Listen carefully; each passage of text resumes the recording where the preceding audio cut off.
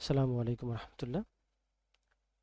Dear learners, আজকে আমরা দুটি ইংরেজি বাক্যের বাংলা ট্রান্সলেশন করার চেষ্টা করব। আমরা আজকে একটি বড় বাক্যকে কিভাবে ভেঙে ভেঙে সাবলীল বাংলায় ট্রান্সলেট করতে হয় তা শিখব। এই লেসনটির আমরা নাম দিয়েছি কম্প্রিহেন্সিভ রিডিং। সো আমাদের প্রথম যে বাক্যটি রয়েছে সে বাক্যটি আমরা পড়ছি। অ্যাক্রস কালচারস, মানে বিভিন্ন কালচারে বা বিভিন্ন সমাজে বা বিভিন্ন গোষ্ঠীতে উইজডম হ্যাজ বিন কনসিডার্ড, জ্ঞানকে বা বুদ্ধিমত্তাকে বিবেচনা করা হয়। কনসিডার্ড মানে বিবেচনা করা, এটা প্যাসিভ ভয়েসে রয়েছে এবং প্রেজেন্ট পারফেক্ট টেন্সে রয়েছে। উইজডম হ্যাজ বিন কনসিডার্ড, বুদ্ধিমত্তাকে বিবেচনা করা হয় as one of the most revered human qualities, মানুষের যত কোয়ালিটিস রয়েছে তার মধ্যে সবচেয়ে প্রশংসনীয় কোয়ালিটিসগুলোর মধ্যে একটি। এখানে আমি পড়ার সুবিধার্থে এখানে এস দিয়ে পড়েছিলাম, তো আপনারাও চাইলে এস দিয়ে পড়তে পারেন। উইজডম হ্যাজ বিন কনসিডার্ড, বুদ্ধিমত্তাকে বিবেচনা করা হয় as one of the most revered, সবচেয়ে প্রশংসনীয় হিউম্যান কোয়ালিটিস গুলোর মধ্যে একটি হিসেবে বিবেচনা করা হয়। পরবর্তী সেন্টেন্সটা বেশ বড়, আমি এটিকে আলাদা করে নিচ্ছি। Although the truly wise may seem few and far between, এখানে ওয়াইজ বলতে বোঝাচ্ছে বুদ্ধিমত্তার যে গুণ সেটি। So although the truly wise, যদিও প্রকৃত যে জ্ঞান বুদ্ধিমত্তা মে seem few and far between, এটা অনেক আমাদের কাছে কি মনে হতে পারে, রেয়ার মনে হতে পারে, দুর্লভ মনে হতে পারে। ফিউ অ্যান্ড ফার বিটুইন, এটার বাংলা হচ্ছে মানে দুর্লভ, স্কেয়ার্স বা রেয়ার মানে খুব কম দেখা যায়। যদিও প্রকৃত জ্ঞান বা জ্ঞানী এই গুণটা মেসিম ফিউ অ্যান্ড ফার বিটুইন, খুব কম দেখা যায়, আমাদের কাছে মনে হতে পারে যে খুব কম দেখা যায়। মেইসিম বলতে মনে হচ্ছে যে আমাদের কাছে মনে হতে পারে, যদিও আমাদের কাছে মনে হতে পারে প্রকৃত যে জ্ঞান বা বুদ্ধিমত্তা যে বিষয়টা এটা খুবই rare. Empirical research examining wisdom, গবেষণামূলক গবেষণা বা পরীক্ষামূলক গবেষণা, যে গবেষণাগুলো উইজডমকে এক্সামিন করে, সাজেস্টস, সেই সমস্ত গবেষণায় দেখা যায় that it is not an exceptional trait, এটা কোনো এক্সেপশনাল ট্রেট নয়, এটা ব্যতিক্রম কোনো গুণ নয়। সো এখানে আমরা একটা জিনিস খেয়াল করব, এখানে এক্সামিনিং লেখা রয়েছে, বাট এক্সামিনিং কিন্তু এখানে কন্টিনিউয়াস টেন্সের জন্য যে ভার্বের সাথে আইএনজি হয় এভাবে বসেনি, অর্থাৎ এটি একটি মডিফায়ার হিসেবে বসেছে। যদি কন্টিনিউয়াস টেন্সের ভার্ব হিসেবে বসতো তাহলে কিন্তু তার আগে এখানে অক্সিলারি ভার্ব থাকতো। সো এটা অ্যাকচুয়ালি অক্সিলারি ভার্বের পর ভার্বের সাথে যে আইএনজি হয় কন্টিনিউয়াস টেন্সে সেভাবে বসেনি, এটা মূলত বসেছে মডিফায়ার হিসেবে। এখন এটাকে আমরা যদি একটু ভেঙে এইভাবে লিখি, which examined, মানে যেই এম্পিরিক্যাল রিসার্চ প্রতিষ্ঠান বা গবেষণা, এম্পিরিক্যাল রিসার্চ মানে পরীক্ষামূলক যে গবেষণা, হুইচ এক্সামিন্ড মানে যেই গবেষণায় পরীক্ষা করা হয়েছে উইজডমকে, সেই গবেষণা সাজেস্ট, সেই গবেষণায় দেখা যায় that it is not an exceptional trait, এটা কোনো এক্সেপশনাল গুণ নয়।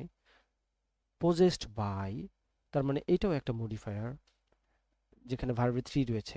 বাক্যের মাঝে যদি অক্সিলারি ভার্ব ছাড়া আপনি দেখতে পান কোনো ভার্বের সাথে আইএনজি ফর্ম বা ভার্বের পাস্ট পার্টিসিপল ফর্ম আছে, তাহলে ওইটা মডিফায়ার হিসেবে বসেছে, সেটাকে আপনি রিলেটিভ প্রোনাউন দিয়ে ভেঙে পড়তে পারেন। তাহলে হুইচ ইজ পজেসড বাই, এই এক্সেপশনাল যে ট্রেট এটা শুধুমাত্র পজেস করে বা থাকে by a small handful of bearded philosophers, মানে মুষ্টি কয়েক কিছু মানুষ রয়েছে বা ফিলোসোফার্স রয়েছে। কোন ফিলোসোফার্স, মানে বা হাত ভর্তি বা মানে এক মুঠো দাড়িওয়ালা যে সমস্ত ফিলোসোফার্স, small handful of bearded philosophers, মানে এক মুঠো দাড়িওয়ালা ফিলোসোফার্সদের মাঝেই শুধুমাত্র এই গুণগুলো থাকবে।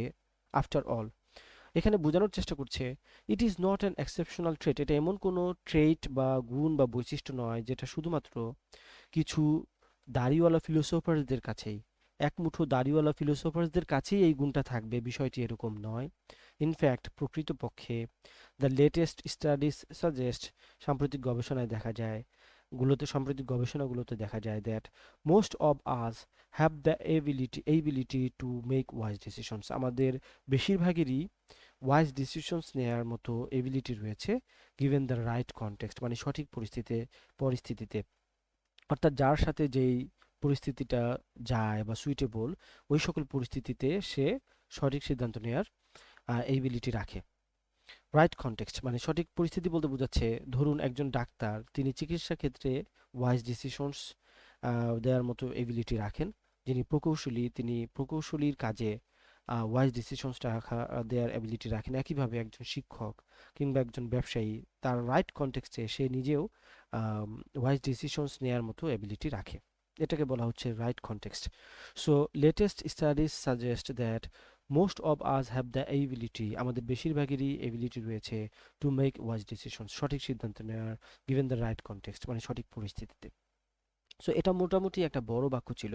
এটাকে আমি যদি একটু ভেঙে ভেঙে দেখাই যে কিভাবে পড়লে আপনি অর্থটা ভালো করে বুঝতে পারবেন, তাহলে আপনাদেরকে আসতে হবে প্রথমে এই অংশে।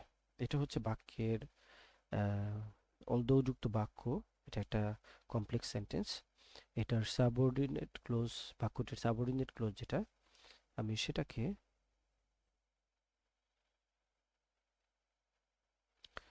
হাইলাইট করলাম। তারপরে দেখুন, although the truly wise may seem few and far between, যদিও প্রকৃত যে জ্ঞান বা বুদ্ধিমত্তা সেটা অনেক রেয়ার মনে হতে পারে, দুর্লভ মনে হতে পারে, কিন্তু প্রকৃত ঘটনা কি সেটা আবার এখান থেকে বলছে।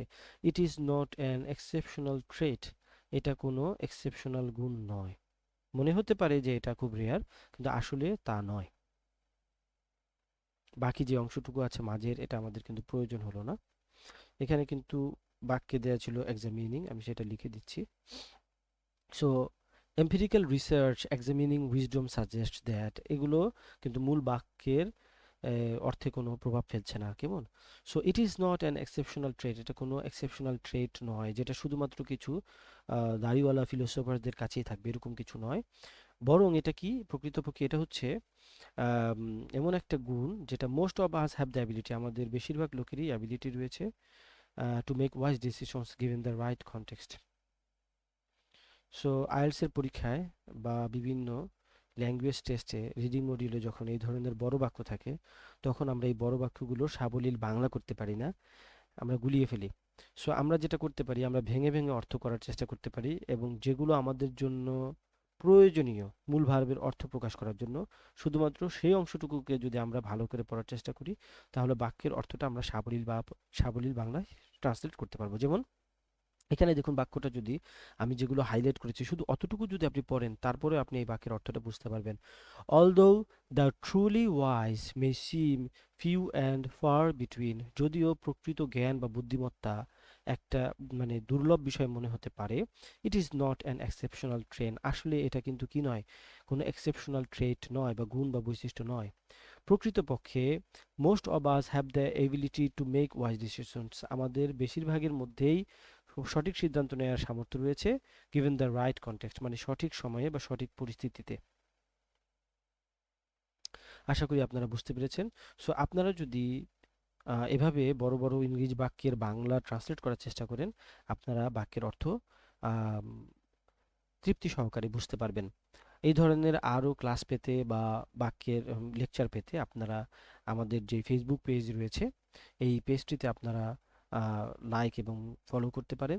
পাশাপাশি আমাদের ইউটিউব চ্যানেল আপনারা সাবস্ক্রাইব করে রাখতে পারেন। ধন্যবাদ।